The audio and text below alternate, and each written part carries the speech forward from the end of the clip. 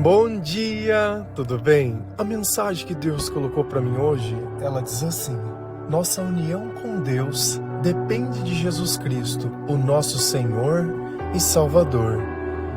Senhor, tende misericórdia de nós. Perdoa, Pai, todos os nossos pecados. Livra-nos de todo o mal. Nos afasta de tudo aquilo que não vem de Ti. Nós agradecemos, Senhor, por mais esse dia, pelo alimento, pela palavra, pela presença. Aceita, Senhor, essa nossa oração, esse nosso louvor, pois nós Te amamos, bendizemos, adoramos. Somente Tu é o nosso Deus e em Ti confiamos.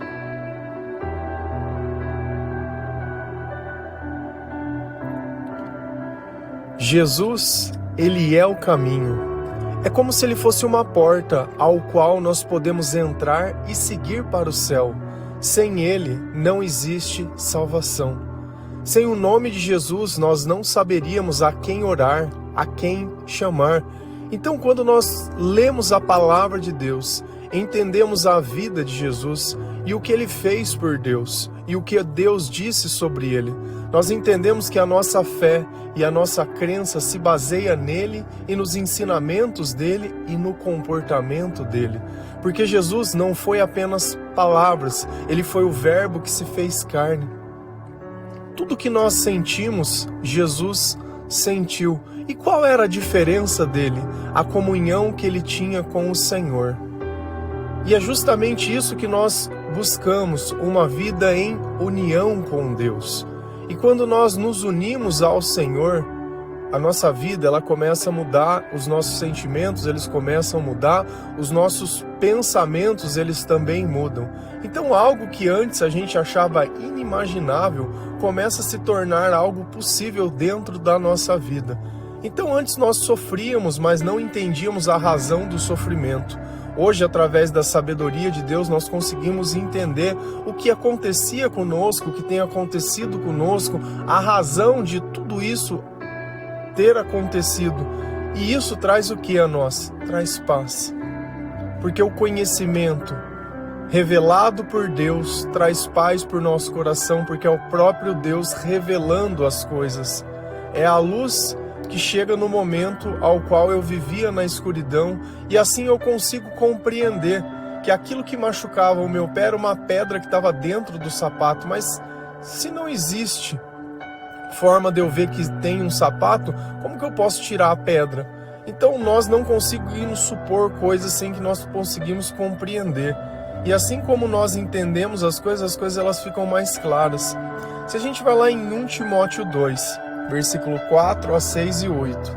A palavra do Senhor ela diz assim: Ele quer que todos sejam salvos e venham a conhecer a verdade, pois existe um só Deus e uma só pessoa que une Deus com os seres humanos, o ser humano Cristo Jesus, que deu a sua vida para que todos fiquem livres dos seus pecados. Esta foi a prova dada no tempo certo de que Deus quer que todos sejamos salvos. Quero que em todos os lugares os homens orem, homens dedicados a Deus, e que ao orarem eles levantem as mãos sem ódio e sem brigas. De quem são essas palavras? De Paulo. Então Paulo ele está ensinando a Timóteo. Timóteo era alguém novo que ele vinha formando, ensinando e demonstrando através da sua vida como era servir a Deus. Então ele estava passando o bastão para Timóteo, porque é sempre assim, a gente forma uma pessoa para que nós possamos, no dia que nós tivermos que abandonar esse corpo, né, essa barraca, como a Bíblia chama, outra pessoa possa continuar seguindo o mesmo caminho. E é justamente a isso que hoje nós temos o Evangelho e as palavras a todas as pessoas que aceitaram esse chamado do Espírito Santo através do testemunho de um irmão. Porque a palavra, ela viria a ser formada, porém o testemunho é aquilo que edifica, é aquilo que garante que aquilo que está na palavra é a verdade. Por isso que o testemunho de Jesus ele é tão importante. Por quê? Porque ele está testificando, justificando aquilo que Deus tinha prometido lá atrás através dos outros profetas. Então Deus disse E aconteceu. A Bíblia é o único livro o qual predizia as coisas antes delas acontecerem. E Deus deixa claro, olha, eu vou contar para vocês antes de acontecer, para quando acontecer vocês saberem que fui eu. E assim é a nossa fé. É a capacidade de nós vermos algo antes de acontecer. Porque nós sentimos, porque nós confiamos e porque nós sabemos da capacidade de Deus. E sempre que nós pedimos algo onde a nossa vontade está alinhada com a vontade de Deus, acontece.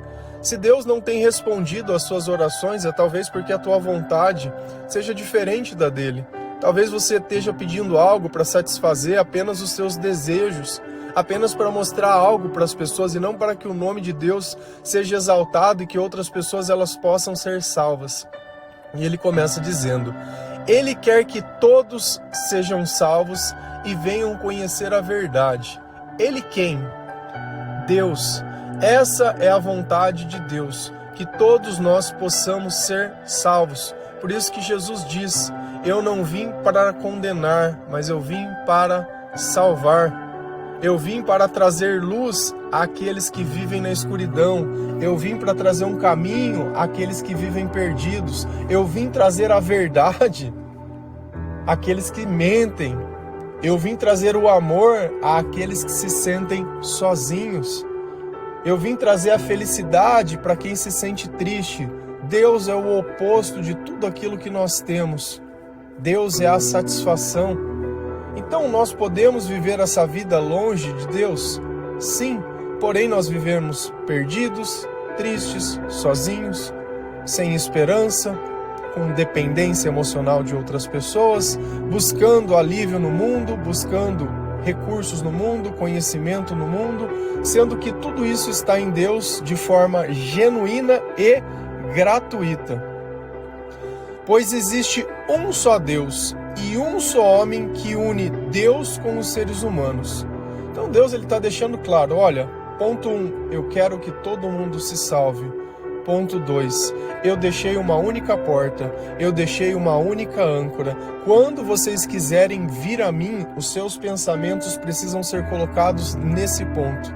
É assim que a gente evoca o nome de Deus, é assim que a gente traz a presença do Espírito Santo.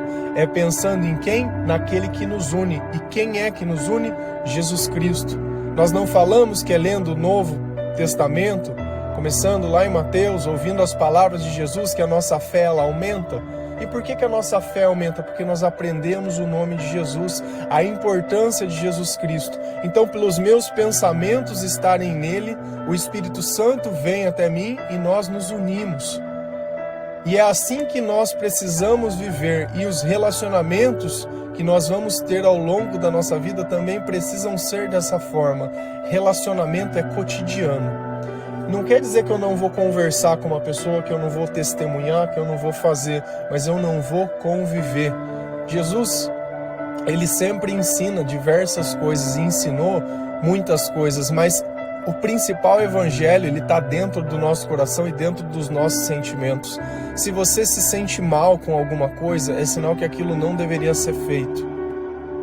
Paulo ele vai citar, ele fala assim, que união existe entre as trevas e a luz, entre um crente e um descrente, entre Cristo e Balaal, que ele está dizendo como outros deuses e outras coisas. Então nós temos que tomar muito cuidado. Eu não nego as pessoas porque Deus pediu para que eu amasse todas as pessoas e me garantiu que isso seria feito através do Espírito Santo. Só que eu não vou buscar estar em comunhão, em jugo desigual com esse tipo de gente. Não vou me relacionar de forma carnal, não vou ficar buscando e sonhando que essa pessoa ela vai mudar porque eu tenho vontade. Ela não vai.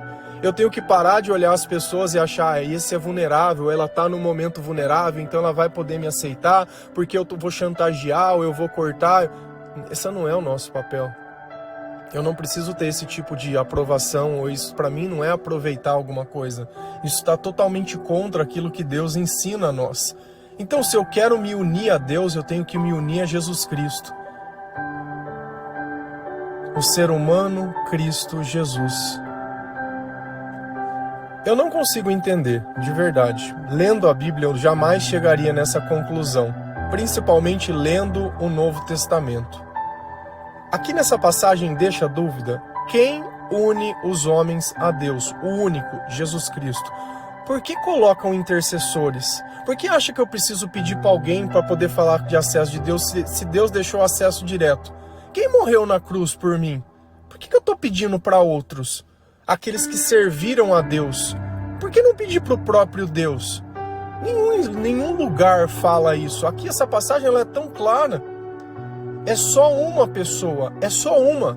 Se é uma, é uma.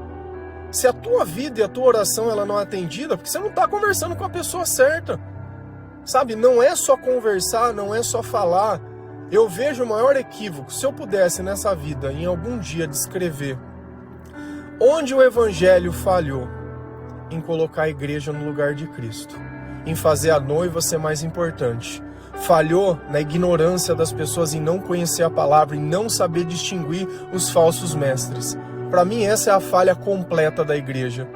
Porque eu sempre evangelizo pessoas que disseram: ai, mas eu servi na igreja. Ai, mas eu fiquei na igreja. Ai, mas eu não sei o quê. Como que eu posso ter visto a luz um dia e eu descrevo a luz que eu vejo hoje e eles falam: eu nunca vi isso. Ah, eu nunca senti isso. Não, isso não existe. Então nunca viram a luz. Porque é impossível você descrever os frutos do Espírito Santo e ler na palavra que esses seriam os frutos e não reconhecer que aquilo vem de Deus. Não tem como. Então não é porque eu cantei, porque eu vivi, porque eu deixei, entre aspas, de ser menos errado, né, que eu deixei de sair beber com as pessoas. Cristo, ele condena já, se a gente for olhar lá na ponta do lápis, se eu estou com o Espírito Santo, os meus pensamentos se modificam e assim como os meus sentimentos. Quando ele vai falar sobre o adultério, ele fala: só de você pensar você já fez. Porque se nos teus pensamentos tem isso, é sinal que não sou eu que estou com você. Ah, mas eu posso pensar, mas o problema é se eu fazer. Não. Se você pensar é porque você não está com Deus, é só isso que ele está dizendo. Como que você quer vencer uma batalha sem que eu esteja com você, sem que eu esteja unido com você? E o único que nos une a Deus é Jesus, que deu a sua vida para que todos fiquem livres dos seus pecados. Quem foi o sacrifício? Foi Jesus. Quem foi lá pagar o preço? Foi Jesus. Quem nos justifica, que nos torna justo, é Jesus. Então por que nós não damos a glória a Jesus? Por que quando nós oramos, nós não oramos a Jesus? Quando nós agradecemos, nós não agradecemos a Jesus? Se Ele foi lá quem fez. Ele não foi lá fazer porque a mãe pediu. Ele não foi lá fazer porque existiu um profeta aqui, um ali. Ele não foi fazer por João Batista. Ele fez por obediência a Deus. E aí a gente fica com uma loucura. Ai, porque a mãe pediu para fazer água e vinho. Ai, porque o pai não sei da quanto. É Deus, é Deus, é Deus, é Deus e acabou. Ele veio para obedecer a Deus, ele obedeceu a Deus e Deus deixou ele. Ele é o nosso representante, ele foi lá e deu exemplo, ele obedeceu até uma morte de cruz. Nós não obedecemos Deus em nada. Bastou uma circunstância: ai, não tive tempo hoje, ai, tô muito corrido. É, muito corrido. Nossa, só faz coisa importante. Nossa, é uma importância. Você tá andando na rua e você vê gente correndo. Ai, corre para um lado e corre. Só gente importante. Só gente importante. Só gente feliz, satisfeita. Só que não, né? Então por que eu não olho a insignificância da minha vida e começo a trazer significado para ela? Todo grande homem que passou pela terra foi grande porque serviu a Deus. Se hoje vocês tentam exaltar santos e canonizar a gente, é por quê? Porque alguém serviu a Deus. E serviu a quem? Serviu a Jesus Cristo. Então por que nós também não nos tornamos grandes? Você quer ser grande por quem? Ah, eu fundei, ah, eu fiz. Cara, isso não significa nada. Ninguém vai levar nada desse mundo. Que loucura! Nós temos que tirar essa loucura de dentro de nós e começar a buscar aquilo que é a verdade. Essa foi a prova dada no tempo certo de que Deus quer que todos sejam salvos. Você acha que os judeus gostavam desse tipo de discurso?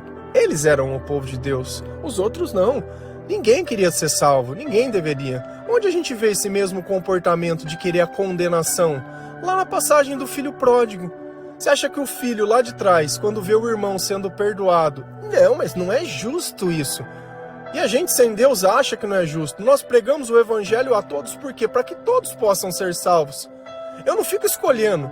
Eu não prego dentro da igreja, eu prego no mundo, eu prego na onde está caído, eu prego na onde tem necessidade e eu prego sem dinheiro, para que até aqueles que não tenham nada, eles possam receber.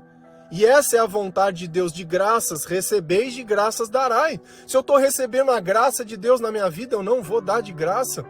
O amor meu precisa ser cobrado. Eu só amo aqueles que têm a mesma placa, aqueles que colocam o véu na cabeça, aqueles que sentam no mesmo banco que eu sento. É só esses que eu amo? Ou eu tenho que amar a todos? Se eu tenho o Espírito de Deus e a sabedoria de Deus e eu estou unido com Jesus Cristo, eu estou apto a toda boa obra. Até mesmo se as pessoas tentarem tirar a minha própria vida, que é o que fizeram com Jesus, ele não usou isso como desculpa para deixar de adorar. Ele não deixou isso como desculpa para deixar de obedecer a Deus. Quero que em todos os lugares os homens orem. Homens dedicados a Deus. Então, homens, vamos por todas as pessoas. Eu quero que todas as pessoas elas orem. E elas vão orar por quê? Porque elas são dedicadas a Deus. Porque os meus pensamentos estão dentro dessas pessoas. E Deus ele deixa claro, os meus pensamentos não são como os seus. Os meus planos não são os seus. Pois os meus pensamentos são maiores que os teus. Então Deus ele tem algo muito melhor para nós. E quando nós oramos, nós reconhecemos a nossa necessidade para Deus. Tem uma passagem aqui, uma parte das Sagradas Escrituras que eu tenho certeza que você já viu. Pessoas orando dessa forma, mas talvez não entenda o que está acontecendo aqui. E que ao orarem, eles levantem as mãos sem ódio e sem brigas. Esse levantar as mãos é o quê? É eu erguer a mão para cima da cabeça, como se alguém tivesse apontado uma arma nas minhas costas? Será que esse é o sinal? Opa, ergui a mão, sinal de medo? Ou erguer as mãos é virar a palma da mão para cima? Quando uma pessoa ela vai pedir esmola para você, o que ela faz? Ela vira a mão para cima para mostrar que ela não tem nada. Quando nós oramos e de alguma forma nós estamos dizendo para Deus, Senhor, eu não tenho nada. Eu não tenho nada. Se for para mim receber alguma coisa, é do Senhor. Diferente de uma pessoa que pede dinheiro dessa forma, esperando das pessoas, é como se nós estivéssemos dizendo para Deus. Mas essa não é uma oração de reconciliação, essa é uma oração de comunhão. Então eu já vivo na presença de Deus, eu já estou com o Senhor. É como se você dissesse, olha Senhor, nesse momento eu estou pensando em Ti, eu estou conversando. Não necessariamente precisa fazer isso para que as pessoas vejam, mas é um gesto que você vira. Você está ali orando, você está fazendo, é como se dizer, olha Senhor, eu estou aqui, eu dependo de Ti. Olha as minhas mãos, eu não tenho nada, as minhas mãos elas estão limpas. Não é uma oração de confissão. Porque se eu estou mostrando para Deus a palma da minha mão, eu estou mostrando a pureza. Eu estou mostrando que eu já estou recebendo as coisas de Deus. E existe um outro tipo de oração que é a de prostração, que é aquela que você se ajoelha, que você coloca o rosto no chão e a palma da sua mão fica para baixo. Você não está mostrando que você está limpo, você está ali confessando algo, pedindo algo, suplicando algo. Quem fez essa oração? Jesus, lá no Getsemane, quando ele vai ser crucificado, ele se ajoelha, ele se prostra e diz, olha Pai, que seja feita a sua vontade e não a minha, mas afasta-se de mim esse cálice de sofrimento. Eu já contei uma história que eu entrei quando falar de alguém que é a oração, eu fui lá na frente da igreja e me prostrei no chão chorando. Ninguém entendeu nada, porque as pessoas ficavam de pé recebendo essa oração com as mãos viradas para cima. Eu me prostrei porque eu estava confessando o meu pecado. Eu estava ali mostrando a minha miséria espiritual, querendo uma reconciliação com Deus. Então, são situações diferentes. Se eu já fui perdoado por Deus, se eu já orei prostrado, eu não preciso mais ficar toda vez prostrando e ajoelhando, ao menos que eu esteja confessando algo. Então, olha que cada oração, isso foi feito de forma instintiva, como se o Espírito Santo dissesse, olha, é essa oração que você precisa. Eu não preciso copiar, não é o gesto que eu copio, só que eu tenho que tentar entender o que seria. Então não é eu levantar a mão como se estivesse fazendo um ola, não é eu ficar fazendo gestinho dentro da igreja, porque Deus condenava esse tipo de oração. Ele fala, os hipócritas que fazem isso, oram orações compridas, oram que as pessoas vejam, nada. Mas é só para entender o simbolismo que existe nisso. Se a gente continua lá em Romanos 5, versículo 1 a 4, a palavra do Senhor ela diz assim, agora que fomos aceitos por Deus, pela nossa fé nele, temos paz com Ele por meio do nosso Senhor Jesus Cristo. Foi Cristo quem nos deu, por meio da nossa fé, esta vida na graça de Deus. E agora continuamos firmes nessa graça e nos alegramos na esperança de participar da glória de Deus. E também nos alegramos nos sofrimentos, pois sabemos que os sofrimentos produzem a paciência. A paciência traz a aprovação de Deus e essa aprovação cria a esperança. Então Paulo, de novo, ele está explicando aos romanos o quê?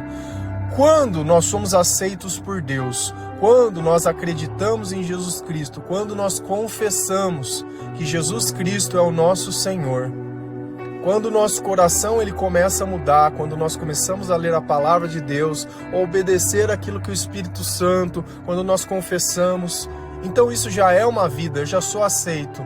Lá em cima eu estava querendo a aprovação, eu estava querendo estar junto, agora eu já estou. E como eu sei que eu estou? Agora que fomos aceitos por Deus pela nossa fé nele. Como que eu aumento a fé?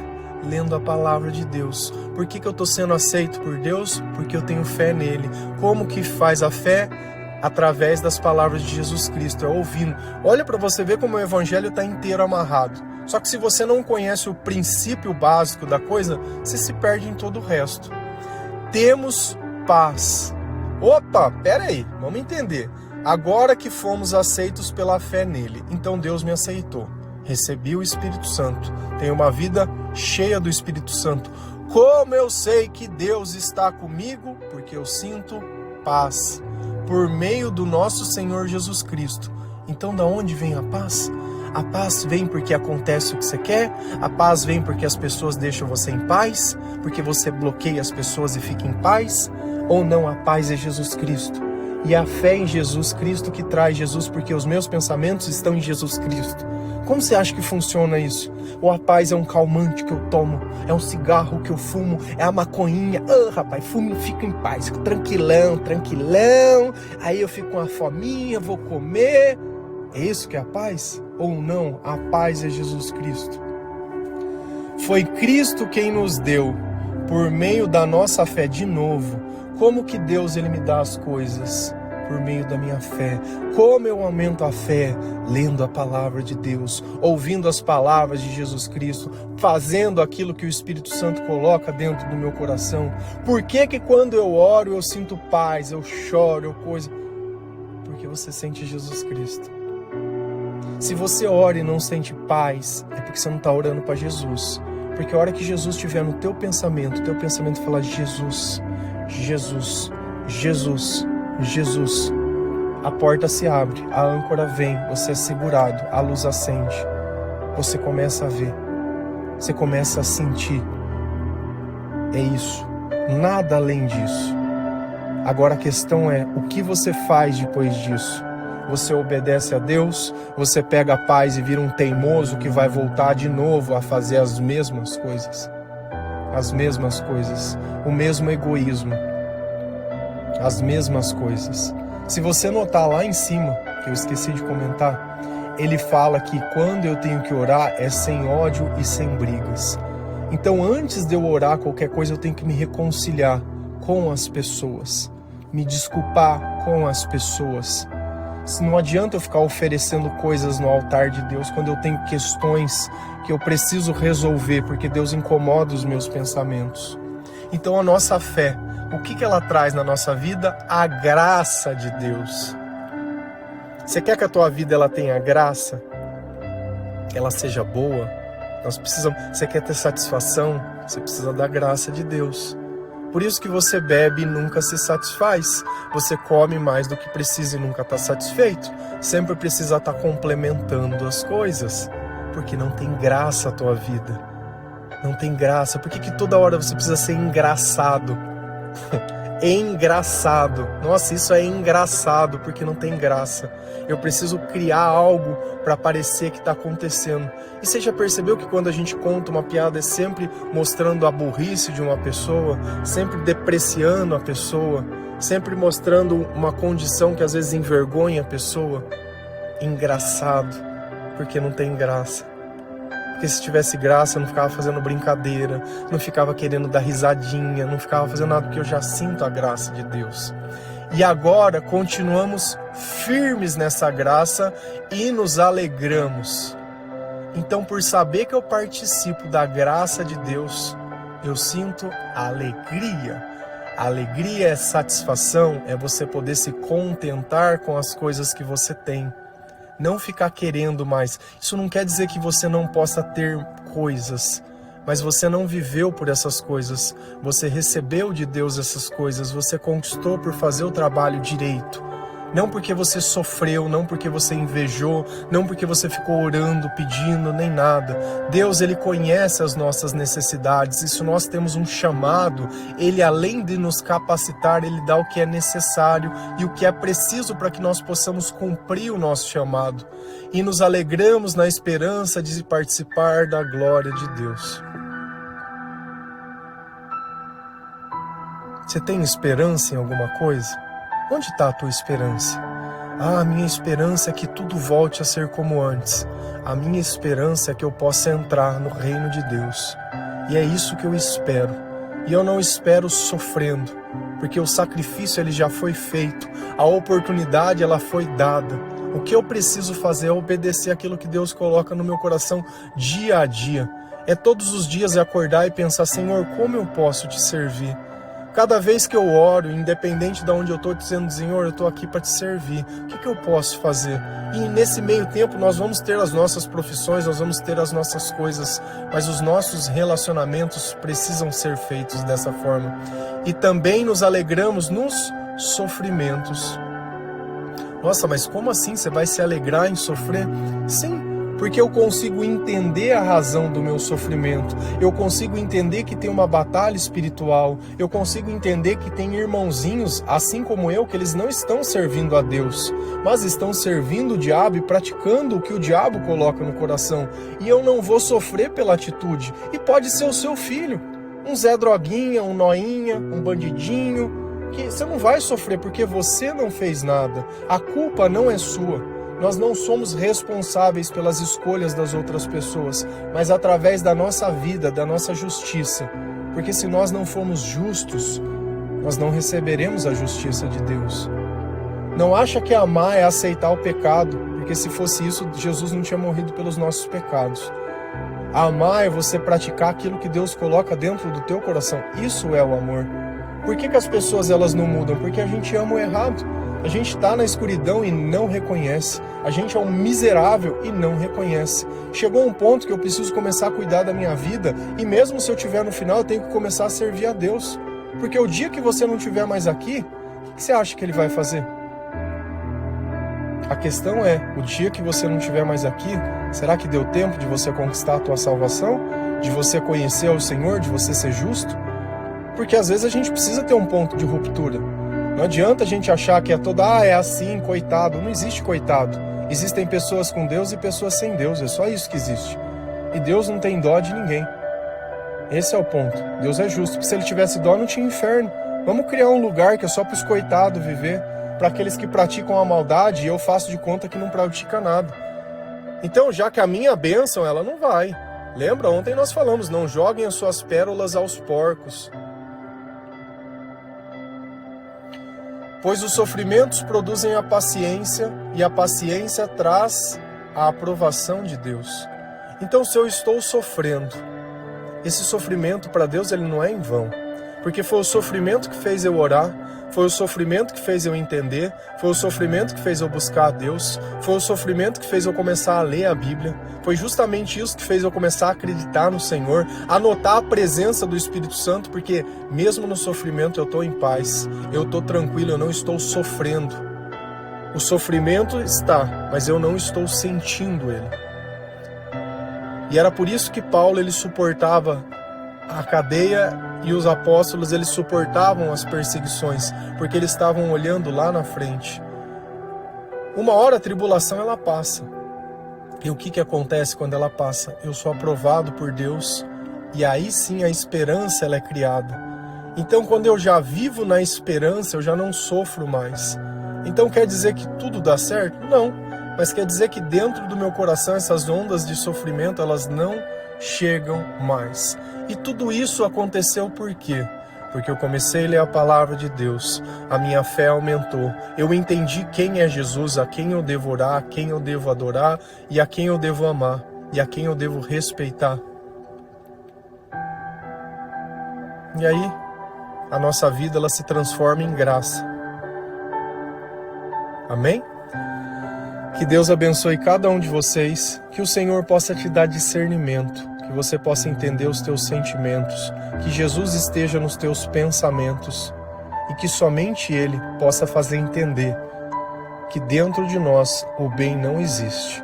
Se nós mentimos, se nós enganamos, se nós acreditamos no mundo, se nós acreditamos nas coisas erradas, existe um povo que me honra com os lábios, porém o seu coração está longe do meu. Que nós não sejamos esse povo que fala de Deus, mas não vive a Deus. Que acredita, entre aspas, em Deus, mas Deus não pode ser visto no nosso comportamento. Porque aquele que acredita em Deus, ama. Aquele que acredita em Deus, perdoa. Amém?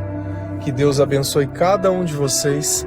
Feliz a nação cujo Deus é o Senhor. Um bom dia.